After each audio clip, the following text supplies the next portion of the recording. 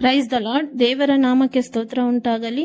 ಪ್ರೀತಿಯ ದೇವರ ಮಕ್ಕಳೇ, ಹೇಗಿದ್ದೀರಾ? ದೇವರ ನಾಮದಲ್ಲಿ ನಿಮ್ಮೆಲ್ಲರನ್ನು ವಂದಿಸುತ್ತೇನೆ. ನಾವು ಸ್ತ್ರೀಯರ ಕುರಿತು ಧ್ಯಾನ ಮಾಡುತ್ತಾ ಇದ್ದೇವೆ. ಸ್ತ್ರೀಯರನ್ನು ದೇವರು ಎಷ್ಟು ವಿಶೇಷವಾಗಿ ನೋಡುತ್ತಾರೆ ಎಂದು ನಮ್ಮೆಲ್ಲರಿಗೂ ಗೊತ್ತು. ಆಮೆನ್. ಕಳೆದ ದಿನಗಳಲ್ಲಿ ದೆಬೋರಳು, ಎಸ್ತರಳು ಕುರಿತು ಧ್ಯಾನ ಮಾಡಿದೆವು. ದೇವರು ಈ ಸ್ತ್ರೀಯರನ್ನು ಉಪಯೋಗ ಮಾಡಿಕೊಂಡು ಇಸ್ರಾಯೇಲ್ ಜನರನ್ನು ರಕ್ಷಿಸಿದರು. ಹಲ್ಲೆಲೂಯಾ. ಈ ಸ್ತ್ರೀಯರ ಮುಖಾಂತರ ಅನೇಕ ಜನರು ಸಮಾಧಾನದಿಂದ ಇರುವಂತೆ ದೇವರು ಮಾಡಿದರು. ಯಾಕಂದರೆ ಈ ಸ್ತ್ರೀಯರು ದೇವರ ಮಾರ್ಗದಲ್ಲೇ ನಡೆದರು. ಆದ್ದರಿಂದ ಆಮೆನ್. ಆದರೆ ಈ ದಿನ ನಾವು ಧ್ಯಾನ ಮಾಡುವುದಕ್ಕೆ ಹೋಗುವ ಸ್ತ್ರೀ ಯಾರೆಂದರೆ ಯಾಕೋಬನ ಮಗಳು ದೀನಳು. ಹಲ್ಲೆಲೂಯಾ. ದೀನಳ ಕುರಿತು ನೋಡುವುದಾದರೆ, ಯಾಕೋಬನ ಕುಲವು ವಾಗ್ದಾನವಾಗಿ ಆಶೀರ್ವಾದ ಹೊಂದಿದ ಕುಲ. ಅಂದರೆ ಆ ಒಂದು ಕುಲದಲ್ಲಿ ಅವಮಾನಕರವಾದ ಸಂಗತಿ ದೀನಳಿಂದ ನಡೆದು ಹೋಗುತ್ತದೆ. ದೀನಳ ಒಂದು ತಪ್ಪಾದ ಹೆಜ್ಜೆ ಎಷ್ಟೋ ಜನರ ರಕ್ತ ಅಪರಾಧಕ್ಕೆ ಕಾರಣವಾಗುತ್ತಾಳೆ. ಯಾಕೋಬನ ಮಗಳು ಅಂದರೆ ಎಷ್ಟೋ ಆಶೀರ್ವಾದವಾಗಿ ಪ್ರತ್ಯೇಕವಾಗಿ ಕಾಣಿಸಬೇಕಾಗಿತ್ತು. ಯಾಕಂದರೆ ಅಬ್ರಹಾಮನು, ಇಸಾಕನು, ಯಾಕೋಬನು ದೇವರಿಂದ ಆಶೀರ್ವಾದ ಹೊಂದಿದವರು. ಅಂತ ಒಂದು ಕುಟುಂಬದಲ್ಲಿ ಹುಟ್ಟಿದ ದೀನಳು ಎಷ್ಟೆಷ್ಟೋ ಆಶೀರ್ವಾದವಾಗಿ ಇರಬೇಕಾಗಿತ್ತು. ಆದರೆ ದೀನಳ ಕುರಿತು ಸತ್ಯವೇದದಲ್ಲಿ ಒಂದು ಕಡೆ ಮಾತ್ರ ನಾವು ನೋಡುತ್ತೇವೆ ಪ್ರಿಯರೇ. ಬೇರೆ ಎಲ್ಲಿಯೂ ದೀನಳ ಕುರಿತು ನೋಡುವುದಕ್ಕೆ ಆಗುವುದಿಲ್ಲ. ಆದಿಕಾಂಡ 33ನೇ ಅಧ್ಯಾಯದಲ್ಲಿ 18ನೇ ವಚನದಲ್ಲಿ, ಯಾಕೋಬನನ್ನು ಪದ್ದಾನ್ ಅರಮನೆಯಿಂದ ಬಂದ ಮೇಲೆ ಕಾನಾನ್ ದೇಶದ ಶೇಕೆಮ್ ಪಟ್ಟಣಕ್ಕೆ ಸುರಕ್ಷಿತವಾಗಿ ಸೇರಿದನು. ಆ ಊರಿನ ಮುಂದೆ ತನ್ನ ಗುಡಾರಗಳನ್ನು ಹಾಕಿಸಿಕೊಂಡನು. ಯಾಕೋಬನು ಏಸಾವನನ್ನು ಮೋಸ ಮಾಡಿ ಓಡಿ ಹೋಗಿ ತನ್ನ ಮಾವನಾದ ಲಾಬಾನನ ಮನೆಯಲ್ಲಿ ವಾಸ ಮಾಡಿದನು. ಯಾಕೋಬನು ತನ್ನ ಅಣ್ಣನಿಗೆ ಮೋಸ ಮಾಡಿ ಓಡಿ ಹೋದ. ಮೋಸದಿಂದ ಯಾಕೋಬನನ್ನು ಲಾಬಾನನು ನಡೆಸಿಕೊಳ್ತಿದ್ದನು. ಹಲ್ಲೆಲೂಯಾ. ದೇವರು ಯಾಕೋಬನಿಗೆ ನೀನು ನಿನ್ನ ಸ್ವದೇಶಕ್ಕೆ ಹೋಗಬೇಕು ಎಂದು ಹೇಳಿದರು. ಆಮೇಲೆ ಯಾಕೋಬನು, ಅವನ ಹೆಂಡತಿಯರು, ಅವನ ಮಕ್ಕಳು ಎಲ್ಲರೂ ಸ್ವದೇಶಕ್ಕೆ ಹೊರಟು ಶೇಕೆಮ್ ಪಟ್ಟಣದ ಆ ಊರಿನ ಮುಂದೆ ತನ್ನ ಗುಡಾರಗಳನ್ನು ಹಾಕಿಕೊಂಡರು. ಆ ಊರಿನಲ್ಲಿ ಗುಡಾರಗಳನ್ನು ಹಾಕಿಕೊಂಡು ವಾಸ ಮಾಡುವಾಗ ಯಾಕೋಬನ ಮಗಳು ದೀನಳು 34ನೇ ಅಧ್ಯಾಯದಲ್ಲಿ 1ನೇ ವಚನದಲ್ಲಿ, ಯಾಕೋಬನಿಗೆ ಲೇಯಳಲ್ಲಿ ಹುಟ್ಟಿದ ದೀನಳು ಆ ಊರಿನ ಹೆಣ್ಣು ಮಕ್ಕಳನ್ನು ನೋಡಲು ಹೊರಗೆ ಹೋದ ನಂತರ ಆ ದೇಶದ ದೇಶಾಧಿಪತಿಯಾಗಿರುವ ಹಾಮಾರನ ಮಗ ಶೇಕೆಮ್ ಆಕೆಯನ್ನು ನೋಡಿ ತೆಗೆದುಕೊಂಡು ಹೋಗಿ ಕೂಡಿ ಮಾನಭಂಗ ಪಡಿಸಿದನು. ಯಾಕೋಬನಿಗೆ 12 ಜನ ಗಂಡು ಮಕ್ಕಳು, ಒಬ್ಬಳೇ ಹೆಣ್ಣು ಮಗಳು ಅಂದರೆ ದೀನಳು ಆಗಿದ್ದಾಳೆ. ಒಬ್ಬಳೇ ಎಂದು ಯಾಕೋಬನು ಬಹಳ ಪ್ರೀತಿಯಿಂದ ನೋಡಿಕೊಂಡಿರುತ್ತಾನೆ ಅಲ್ವಾ ಪ್ರಿಯರೇ? ಎಲ್ಲವನ್ನೂ ಕೊಟ್ಟಿರುತ್ತಾನೆ. ಏನು ಕೊರತೆ ಇಲ್ಲದ ಹಾಗೆ ಅವರ ಜೀವಿತ ಇರುತ್ತದೆ. ಪ್ರೀತಿಯ ದೇವರ ಮಕ್ಕಳೇ, ಯೋಚಿಸಿ, ನಿಮಗೆ ಒಬ್ಬರೇ ಮಕ್ಕಳು ಅಂದ್ರೆ ಎಷ್ಟೋ ಜನ, 4-5 ಜನ ಗಂಡು ಮಕ್ಕಳಿದ್ದು ಒಂದು ಹೆಣ್ಮಗು ಇದ್ರೆ ಅವನ್ನ ಬಹಳ ಪ್ರೀತಿಯಿಂದ ನೋಡ್ಕೊಳ್ತೀರಾ. 4-5 ಜನ ಹೆಣ್ಮಕ್ಳಿದ್ದು ಒಂದು ಗಂಡು ಮಗು ಇದ್ರೆ ಅವ್ರನ್ನ ಬಹಳವಾಗಿ ವಿಶೇಷವಾಗಿ ನೀವು ನೋಡ್ಕೊಳ್ತೀರಾ. ಅದೇ ರೀತಿಯಾಗಿ ಯಾಕೋಬನು ಸಹ ನೋಡಿರಬಹುದು. ದೀನಳ ಅತಿ ಆಸೆ, ಕಣ್ಣಿನ ಇಚ್ಛೆ ಅವಳನ್ನ ಹೊರಗೆ ಹೋಗುವಂತೆ ಮಾಡುತ್ತದೆ. ನೋಡಿದ್ದೆಲ್ಲ ಬೇಕು ಅಂದುಕೊಳ್ಳುವುದು ತಪ್ಪು ಪ್ರಿಯರೇ. ಅವಳು ತನ್ನ ಮನಸ್ಸಿನಲ್ಲಿ ಬಂದ ಒಂದು ಆಸೆ, ಆ ಊರಿನ ಸ್ತ್ರೀಯರನ್ನು ನೋಡಲು ಹೊರಗೆ ಹೋದಳು. ಅಂದರೆ ಆ ಸ್ತ್ರೀಯರು ಹೇಗೆ ಇರುತ್ತಾರೆ, ಅವರ ಉಡುಗೆ ತೊಡುಗೆ, ಅವರ ಅಲಂಕಾರಗಳು ಹೇಗೆ ಇರುತ್ತದೆ ಎಂದು ಬಹುಶಃ ಹೋಗಿರಬಹುದು. ಈಗ ಹೋಗಿ ದೀನಳು ದೊಡ್ಡ ಅವಮಾನಕರವಾದ ಕಷ್ಟವನ್ನು ಅವಳ ಜೀವಿತಕ್ಕೆ ಬರಮಾಡಿಕೊಂಡಳು. ಹಲ್ಲೆಲೂಯಾ. ಶೇಕೆಮನು ದೀನಳನ್ನು ಮಾನಭಂಗ ಪಡಿಸಿದನು. ಮಾನಭಂಗ ಪಡಿಸಿದ ನಂತರ ಅವನ ಮನಸ್ಸು ದೀನಳ ಮೇಲೆಯೇ ಇತ್ತು. ಆಕೆಯ ಸಂಗಡ ಮನಹೋಲಿಸುವ ಮಾತುಗಳನ್ನಾಡಿದನು. ಶೇಕೆಮನು ತನ್ನ ತಂದೆಯ ಹತ್ತಿರ ದೀನಳನ್ನು ಮದುವೆ ಮಾಡಿಸಲು ಕೇಳಿ ಒಪ್ಪಿಸುತ್ತಾನೆ. ಶೇಕೆಮನು ಈ ರೀತಿಯಾದ ಕೆಲಸ ಮಾಡಿದಾಗ ಯಾಕೋಬನಿಗೆ ಇದೆಲ್ಲ ದೊಡ್ಡ ಅವಮಾನವಾಗಿ ಕಾಣಿಸಿತು. ಯಾಕೋಬನು ಬಹಳ ದುಃಖಗ್ರಾಂತನಾದನು. ಹಲ್ಲೆಲೂಯಾ. ದೀನಳನ್ನು ಮದುವೆ ಆಗಲು ಯಾಕೋಬನನ್ನು ಕೇಳಿದರು. ಆದರೆ ಯಾಕೋಬನ ಮಕ್ಕಳು ಅಡವಿಯಲ್ಲಿ ದನಗಳನ್ನು ಕಾಯುತ್ತಿದ್ದರು. ಯಾಕೋಬನ ಗಂಡು ಮಕ್ಕಳು ತಂಗಿಯ ವಿಷಯದಲ್ಲಿ ನಡೆದ ಸಂಗತಿಗಳನ್ನು ಕೇಳಿ ವ್ಯಥೆಪಟ್ಟು ಬಹಳ ಕೋಪಗೊಂಡರು. ಹೇಗಾದರೂ ಶೇಕೆಮ್ ಅವರೆಲ್ಲರನ್ನು ನಾಶ ಮಾಡಬೇಕೆಂದು ಕಾಯುತ್ತಿದ್ದರು. ಹಲ್ಲೆಲೂಯಾ.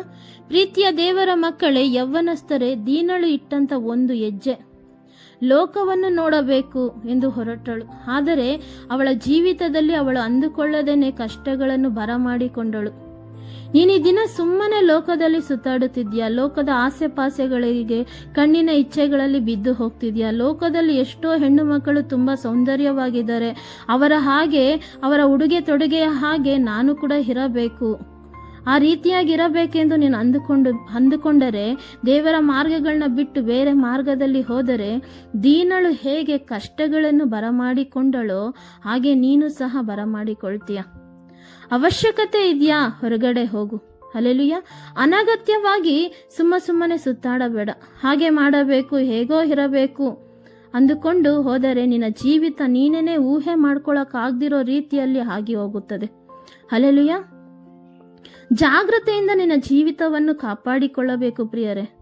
ಈ ದಿನದಲ್ಲಿ ನಾವು ನೋಡ್ತೇವೆ, ಯೌವನಸ್ಥರ ಮೇಲೆ, ಚಿಕ್ಕ ಮಕ್ಕಳ ಮೇಲೆ, ಅನೇಕ ಜನರ ಮೇಲೆ ಅತ್ಯಾಚಾರಗಳನ್ನ ನಡೆಯೋದನ್ನ ನಾವು ನೋಡ್ತಾನೆ ಇರ್ತೀವಿ ಪ್ರಿಯರೇ. ಆ ರೀತಿಯಾಗಿ ಆಗ್ಬಾರ್ದು ಅಂದ್ರೆ ನಾವೇನಾಗಿರ್ಬೇಕು, ಬಹು ಜಾಗರೂಕತೆಯಿಂದ ಇರಬೇಕು. ಸೈತಾನನಿಗೆ ಜಾಗವನ್ನ ಕೊಡಬಾರದು ಪ್ರಿಯರೇ. 8ನೇ ವಚನದಲ್ಲಿ ನೋಡುವುದಾದರೆ, ಶೆಕೆಮನು ತಂದೆ ಹಮೋರನನ್ನು ನನ್ನ ಮಗನಿಗೆ ನಿಮ್ಮ ಹುಡುಗಿಯನ್ನು ಮದುವೆ ಮಾಡಿಕೊಡಿ ಎಂದು ಕೇಳಿದನು. ಹೆಣ್ಣಿಗಾಗಿ ತೆರವನ್ನು, ಕಾಣಿಕೆಯನ್ನು ನೀವು ಎಷ್ಟು ಕೇಳಿದರೂ ಕೊಡುತ್ತೇವೆ, ಹುಡುಗಿಯನ್ನು ಮದುವೆ ಮಾಡಿಕೊಡಿ ಎಂದು ಕೇಳಿದರು. ಹಲ್ಲೆಲೂಯಾ. ಈಗ ಯಾಕೋಬನ ಮಕ್ಕಳು ಮೊದಲೇ ನಡೆದ ಸಂಗತಿಗಳಿಗೆ ಬಹಳ ಕೋಪದಿಂದ ಇದ್ದರು. ಆದ್ದರಿಂದ ಹಮೋರನಿಗೆ ಕಪ್ಪಟದಿಂದ ಉತ್ತರ ಕೊಡುತ್ತಾರೆ. ಸುನ್ನತಿ ಇಲ್ಲದವನಿಗೆ ನಮ್ಮ ತಂಗಿಯನ್ನು ಕೊಡುವುದಿಲ್ಲ, ಹಾಗೆ ಕೊಟ್ಟರೆ ನಮಗೆ ಅವಮಾನ. ಆದ್ದರಿಂದ ನಿಮ್ಮಲ್ಲಿ ಎಲ್ಲಾ ಪುರುಷರು ಸುನ್ನತಿ ಮಾಡಿಸಿಕೊಂಡು ನಮ್ಮಂತೆ ಆಗಬೇಕು ಎಂದು ಹೇಳಿದರು. ಹೀಗೆ ಮಾಡಿದರೆ ಮಾತ್ರ ನಿಮ್ಮ ಹೆಣ್ಣು ಮಕ್ಕಳನ್ನು ನಾವು ತೆಗೆದುಕೊಳ್ಳುತ್ತಾ ನಮ್ಮ ಹೆಣ್ಣು ಮಕ್ಕಳನ್ನು ನಿಮಗೆ ಕೊಡುತ್ತೇವೆ, ಇಲ್ಲ ಅಂದ್ರೆ ನಮ್ಮ ಹುಡುಗಿಯನ್ನು ಕೊಡುವುದಿಲ್ಲ ಎಂದು ಹೇಳಿದರು. ಹಲ್ಲೆಲೂಯಾ. ಆಗ ಹಾಮೋರನಿಗೂ ಶೇಕೆಮನಿಗೂ ಒಳ್ಳೆಯದೆಂದು ದೋಚಿತು. ಆಗ ಊರಿನವರೆಲ್ಲರ ಸಂಗಡ ಮಾತನಾಡಿ ಒಪ್ಪಿಸಿದರು. ಹೀಗೆ ಊರಿನವರೆಲ್ಲರೂ ಎಲ್ಲಾ ಪುರುಷರು ಸುನ್ನತಿಯನ್ನು ಮಾಡಿಸಿಕೊಂಡರು. 3ನೆಯ ದಿನದಲ್ಲಿ ಅವರು ಗಾಯದಿಂದ ಬಹು ಬಾಧೆ ಪಡುತ್ತಿರುವಾಗ ಯಾಕೋಬನ ಮಕ್ಕಳು ಸಿಮೆಯೋನ್, ಲೇವಿ ಇವರಿಬ್ಬರು ಕತ್ತಿ ಹಿಡುಕೊಂಡು ಆ ಊರಿನವರ ಮೇಲೆ ಬಿದ್ದು ಹಮೋರ್ ಮತ್ತು ಅವನ ಮಗನಾದ ಶೇಕೆಮ್ ಸಹಿತವಾಗಿ ಪುರುಷರೆಲ್ಲರನ್ನು ದಾಕ್ಷಿಣ್ಯವಿಲ್ಲದೆ ಕೊಂದು ಬಿಟ್ಟರು. ಊರನ್ನು ಕೂಡ ಸೂರೆ ಮಾಡಿಬಿಟ್ಟರು. ಹಲ್ಲೆಲೂಯಾ. ಪ್ರೀತಿಯ ದೇವರ ಮಕ್ಕಳೇ, ದೀನಳು ಹೊರಗೆ ಹೋಗಿಲ್ಲ ಅಂದಿದ್ರೆ ಎಷ್ಟೋ ಚೆನ್ನಾಗೇ ಇರ್ತಿತ್ತು ಅಲ್ವಾ ಪ್ರಿಯರೇ. ತಪ್ಪಾದ ಒಂದು ಹೆಜ್ಜೆ, ಲೋಕದ ಆಸೆ, ಲೋಕದವರ ಸ್ತ್ರೀಯರನ್ನು ನೋಡಬೇಕೆಂಬ ಆಸೆ ಎಷ್ಟೋ ದೊಡ್ಡ ಅನಾಹುತ ಮಾಡಿತು ನೋಡಿ. ದೀನಳನ್ನು ಮಾನಭಂಗ ಪಡಿಸಿದ್ದು ಶೇಕೆಮ್, ಆದರೆ ಸತ್ತು ಹೋಗಿದ್ದು ಊರಿನಲ್ಲಿದ್ದಂತ ಎಲ್ಲ ಪುರುಷರು. ದೀನಳ ಅಣ್ಣಂದಿರು ಶೇಕೆಮ್, ಹಮೋರ್ ಅವರನ್ನ ಮಾತ್ರ ಸಾಯಿಸಬಹುದಾಗಿತ್ತು. ಆದರೆ ಶೇಕೆಮ್ ಮಾಡಿದ ತಪ್ಪಿನಿಂದ ಊರಿನವರಲ್ಲಿ ಎಲ್ಲಾ ಪುರುಷರು ಬಲಿಯಾದರು. ಎಷ್ಟೋ ಮಕ್ಕಳು ಅನಾಥರಾದರು, ಎಷ್ಟೋ ತಾಯಿಯರು, ಎಷ್ಟೋ ಹೆಂಡತಿಯರು ಅನಾಥರಾದರು ಪ್ರಿಯರೇ. ಎಷ್ಟೋ ರಕ್ತಾಪರಾಧವಾಯಿತು, ಎಷ್ಟೋ ಜನರು ಸುಮ್ಮನೆ ಸತ್ತು ಹೋದರು. ಹಲ್ಲೆಲೂಯಾ. ಯಾರಿಂದ ಇದೆಲ್ಲ ಆಯ್ತು ಅಂದ್ರೆ ದೀನಳು ಇಟ್ಟಂತ ಒಂದು ಹೆಜ್ಜೆ ಹೊರಗಡೆ ಹೋಗಿರೋದ್ರಿಂದ. ನೀನು ಅಂದುಕೊಳ್ಳಬೇಡ, ನಾನು ಮಾಡುವುದರಿಂದ ಯಾರಿಗೂ ನಷ್ಟ ಆಗೋದಿಲ್ಲ, ನನಗೆ ಇಷ್ಟ ಬಂದ ಹಾಗೆ ನಾನಿರೋದು ಎಂದು. ನಿನ್ನ ಜೀವಿತದಲ್ಲಿ ನೀನು ಇಡುವ ಒಂದೊಂದು ಹೆಜ್ಜೆ ದೇವರದೇ ಆಗಿರಬೇಕು. ನೀನು ನಡೆಯೋ ಮಾರ್ಗ ದೇವರದೇ ಆಗಿರಬೇಕು. ಯವನಸ್ಥ ಮಕ್ಕಳೇ, ಯವನ ಕಾಲದಲ್ಲಿ ಸೃಷ್ಟಿಕರ್ತನನ್ನ ಸ್ಮರಿಸಬೇಕು, ದೇವರನ್ನ ಹುಡುಕಬೇಕು. ಯವನ ಕಾಲದಲ್ಲಿ ಪಾಪದಲ್ಲಿ ಬಿದ್ದು ಹೋಗದಂತೆ ದೇವರ ವಾಕ್ಯದಿಂದ ನಮ್ಮ ನಡತೆಗಳನ್ನ ಸರಿಪಡಿಸಿಕೊಳ್ಳಬೇಕು ಪ್ರಿಯರೇ. ನೀನು ಸೈತಾನನಿಗೆ ಜಾಗ ಕೊಟ್ರೆ ಅವನು ನಿನ್ನನ್ನ ಕದ್ದುಕೊಂಡು ಹೋಗಿಬಿಡ್ತಾನೆ. ಯೋಹಾನನು 10ನೇ ಅಧ್ಯಾಯದಲ್ಲಿ 10ನೇ ವಚನಗಳಲ್ಲಿ ನೋಡೋದಾದ್ರೆ, ಕಳ್ಳನು ಕದ್ದುಕೊಳ್ಳುವುದಕ್ಕೆ, ಕೊಯ್ಯುವುದಕ್ಕೆ, ಹಾಳು ಮಾಡುವುದಕ್ಕೆ ಬರುತ್ತಾನೆ ಹೊರತು ಮತ್ಯಾವುದಕ್ಕೂ ಬರೋದಿಲ್ಲ ಎಂದು ನೋಡುತ್ತೇವೆ. ಸೈತಾನನು ನಮ್ಮ ಜೀವಿತಗಳನ್ನ ಹೇಗೆ ನಾಶ ಮಾಡಬೇಕು ಎಂದು ವಂಚಿಸುತ್ತಾ ಇರುತ್ತಾನೆ. ಅವನಿಗೆ ಜಾಗ ಕೊಟ್ರೆ ಪೂರ್ತಿಯಾಗಿ ಹಾಳು ಮಾಡಿಬಿಡುತ್ತಾನೆ ಪ್ರಿಯರೇ. ದೀನಳು ಹೊರಗೆ ಹೋಗಿಲ್ಲ ಅಂದಿದ್ರೆ ಇದ್ಯಾವುದು ಸಹ ನಡೀತಾ ಇರ್ಲಿಲ್ಲ ಅಲ್ವಾ ಪ್ರಿಯರೇ. ದೀನಳ ಒಂದು ಹೆಜ್ಜೆ ರಕ್ತ ಅಪರಾಧ ಆಗೋಯ್ತು. ಎಷ್ಟೋ ಜನರು ಸತ್ತು ಹೋದರು, ಎಷ್ಟೋ ಜನರು ಅನಾಥರಾಗಿ ಬಿಟ್ಟರು ಪ್ರಿಯರೇ. ಯಾಕೋಬನು ತನ್ನ ಮಕ್ಕಳಿಗೆ ಹೇಳುತ್ತಾನೆ, ನನ್ನ ಹೆಸರನ್ನು ದುರ್ವಾಸನೆ ಆಗುವಂತೆ ಮಾಡಿಬಿಟ್ರು ನೀವು ಒಂದು. ಯಾಕೋಬನಿಗೆ ಇದು ಎಷ್ಟು ದೊಡ್ಡ ಅವಮಾನವಾಯಿತು, ಎಷ್ಟು ಕಣ್ಣೀರು ಸುರಿಸಿರಬಹುದು. ಯವನಸ್ಥ ಮಕ್ಕಳೇ, ನಮ್ಮ ತಂದೆ ತಾಯಿಯರಿಗೆ ನಾವು ಮಾಡುವ ಕೆಲಸದಿಂದ ಅವಮಾನ ಆಗಬಾರದು. ಎಚ್ಚರವಾಗಿ ನಡೆಯಬೇಕು. ಅವರು ಕಣ್ಣೀರು ಸುರಿಸುವಂತೆ ಮಾಡಬಾರದು ಪ್ರಿಯರೇ. ಆದರೆ ಒಂದೊಂದು ಸಮಯದಲ್ಲಿ ಮಕ್ಕಳು ಮಾಡುವಂಥ ಕೆಲಸಗಳಿಂದ ತಂದೆ ತಾಯಿಯರು ಕಣ್ಣೀರು ಸುರಿಸುತ್ತಾರೆ. ಹಲ್ಲೆಲೂಯಾ. ಅವರು ಕಣ್ಣೀರು ಸುರಿಸುವುದು ತಂದೆ ತಾಯಿಯರು ಕಣ್ಣೀರು ಸುರಿಸಬಾರದು ಎಂದು ನಾವು ಎಚ್ಚರಿಕೆ ಉಳ್ಳವರಾಗಿರಬೇಕು. ದೇವರ ಮಾರ್ಗದಲ್ಲಿ ನಡೆಯಬೇಕು. ಆತನ ಆಲೋಚನೆಯಲ್ಲಿ ಪ್ರತಿದಿನ ನಡೆಯಬೇಕು. ನಾವಿಡುವಂಥ ಒಂದೊಂದು ಹೆಜ್ಜೆಯು ಕೂಡ ದೇವರ ಆಲೋಚನೆ, ದೇವರ ಮಾರ್ಗ, ನಮ್ಮ ಹೆಜ್ಜೆ ಜಾಡನ್ನ ದೇವರು ಗಮನಿಸ್ತಾರಂತೆ. ನಮ್ಮ ಹೆಜ್ಜೆ ಜಾಡನ್ನ ಕೂಡ ನಾವು ಏನ್ ಮಾಡಬೇಕು? ಪರೀಕ್ಷಿಸಿಕೊಳ್ಳಬೇಕು ದೇವರ ಮಕ್ಕಳೇ. ಹೊರಗಣ ಶೃಂಗಾರಕ್ಕಿಂತ ಒಳಗಣ ಶೃಂಗಾರವೇ ದೇವರಿಗೆ ಇಷ್ಟ. ದೇವರಿಗೆ ಮೆಚ್ಚುಗೆಯಾಗಿ ಯೋಗ್ಯರಾಗಿ ಯಾವಾಗಲೂ ಕಾಣಿಸಿಕೊಳ್ಳಬೇಕು ಪ್ರಿಯರೇ. ಆಮೇಲೆ ಸರಿ, ನಾವು ಪ್ರಾರ್ಥಿಸಿಕೊಳ್ಳೋಣ. ಕರ್ತನೆ, ನಿಮ್ಗೆ ಸ್ತೋತ್ರ ಮಾಡ್ತೇವೆ ರಾಜ. ಈ ಒಂದು ಒಳ್ಳೆ ಸಮಯಕ್ಕಾಗಿ ನಿಮ್ಗೆ ಸ್ತೋತ್ರ ಮಾಡ್ತೇವೆ ಸ್ವಾಮಿ. ದಿನದ ಕುರಿತು ನಾವು ಧ್ಯಾನ ಮಾಡಿಕೊಂಡೆವು ಕರ್ತನೆ. ಅಪ್ಪ, ದೀನಳಿಟ್ಟಂತ ಒಂದು ಹೆಜ್ಜೆ ಕರ್ತನೆ, ಲೋಕದ ಆಸೆಗಳು ಕರ್ತನೆ, ಸ್ತ್ರೀಯರನ್ನ ನೋಡ್ಬೇಕಂತ ಹೋಗಿರುವಂತ ಆಸೆಯಿಂದ ಕರ್ತನೆ, ಅವಳ ಜೀವಿತದಲ್ಲಿ ಕಷ್ಟಗಳನ್ನ ಅವಳೇ ಬರಮಾಡಿಕೊಂಡಳು ಕರ್ತನೆ. ಎಷ್ಟೋ ಜನರ ರಕ್ತ ಅಪರಾಧಕ್ಕೆ ಕಾರಣವಾದಳು ಸ್ವಾಮಿ. ಅನೇಕ ಹೆಣ್ಮಕ್ಳು ಕರ್ತನೆ ಅನೇಕ ವಿಧವಾದ ಪಾಪದಲ್ಲಿ ಬಿದ್ದು ಹೋಗಿರ್ತಾರೆ ಕರ್ತನೆ, ಅನೇಕ ಕಷ್ಟಗಳಲ್ಲಿ ಬಿದ್ದು ಹೋಗಿರ್ತಾರೆ ಕರ್ತನೆ. ಕಷ್ಟಗಳನ್ನ ತಾವೇ ಕರ್ತನೆ ಬರಮಾಡಿಕೊಂಡಿರ್ತಾರೆ ಕರ್ತನೆ.